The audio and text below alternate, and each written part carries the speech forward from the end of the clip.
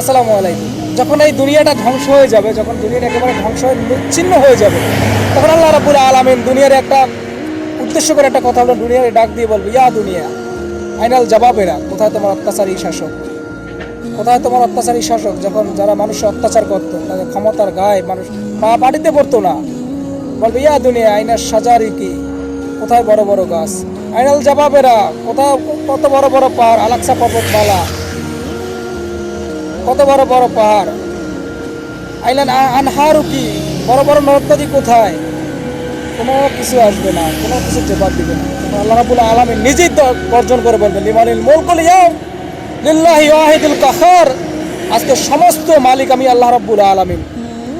একটা কথা মনে রাখবেন ভাই, কাল কিয়ামতের ময়দানে যখন আল্লাহ রাব্বুল আলামিনের সামনে সাত আসমান সাতটা জমিনকে আল্লাহ রাব্বুল আলামিনের সামনে যখন রাখা হবে, আল্লাহ রাব্বুল আলামিন তার হাতের মুঠির তালে নিয়ে একটা আছাড় মারবে, বলবেন যে হালকা হালকাদিন মুরকাদিন বি আরদি ফালাদিন, দুশোর মরুভূমির নয়, যখন একটা আংটিকে ফালাই দিলে যে মুহূর্তের মধ্যে বিলীন হয়ে যাবে, আল্লাহ রাব্বুল আলামিনের সামনে সাতটা আসমান এবং জমিনকে রেখে দেওয়ার সাথে সাথে মুহূর্তের নয় বিলীন হয়ে যাবে।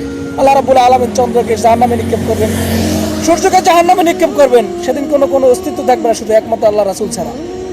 সুতরাং রাসূলের অনুগত্য করা প্রত্যেকটা মানুষের কর্তব্য।